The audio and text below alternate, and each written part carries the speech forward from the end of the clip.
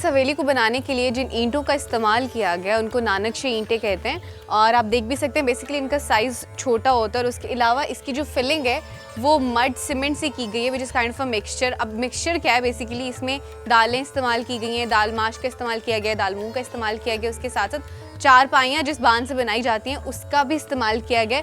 और आप ये देखेंगे 300 साल से ज़्यादा हो गए इस हवेली को, लेकिन still they are like in their own structure अभी भी, जस्ट बिकॉज क्योंकि इनमें जो सीमेंट इस्तेमाल किया गया दैट वाज वेरी स्ट्रॉन्ग। जो दालें और इसके अलावा जो बांध वगैरह इस्तेमाल किया गया उसकी वजह से दीवारें जो हैं अभी तक मजबूत हैं।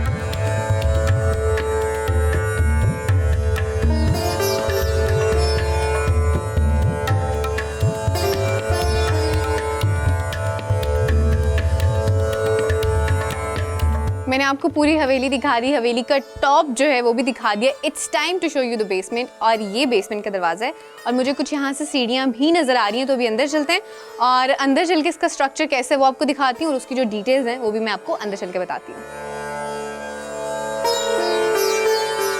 I am going towards basement और ये सीढ़ियाँ हैं जो नीचे बेसमेंट तक लेके जाती हैं और थोड़ा सा ये ड्रावना भी लग रहा है but I hope it is not.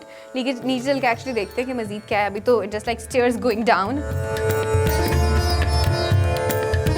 I am into the basement right now और ये जो बेसमेंट थी बेसिकली उस दौर में एज ए लिविंग रूम इस्तेमाल होती थी। जैसे जब गर्मियाँ हो जाती थी तो क्या होता था कि फैमिलीज जो थी वो नीचे शिफ्ट हो जाती थी, क्योंकि अभी भी मैं यहाँ पे मौजूद हूँ, आपको पास से चमगादड़ गई नजर आई बिकॉज यहाँ पे there lot of actually beds over है।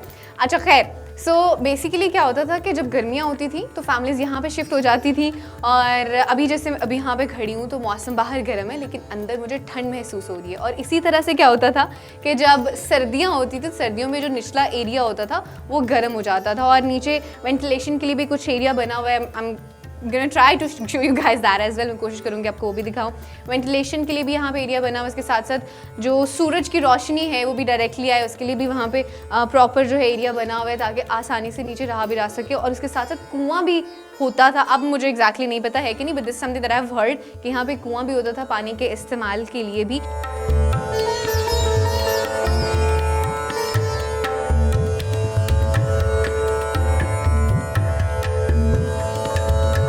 So this is about the basement. लेकिन यहाँ पे लिविंग रूम्स के साथ साथ सुरंगें भी मौजूद हैं। एक सुरंग जो है वो शालीमार बाग में जाती है लाहौर में और जो दूसरी सुरंग है वो अमृतसर में जाती है गोल्डन टेम्पल में। और इन सुरंगों को इस्तेमाल किया जाता था कम्युनिकेशन के लिए या फिर कोई इमरजेंसी की सिचुएशन नाफिस हो जाती थी तो उसके लिए भी इस्तेमाल किया जाता था। सो अभी आई एम क्वाइट फीलिंग क्लैस्ट्रोफोबिक, तो ज़्यादा अंदर नहीं रुकते हैं, बाहर चलते हैं।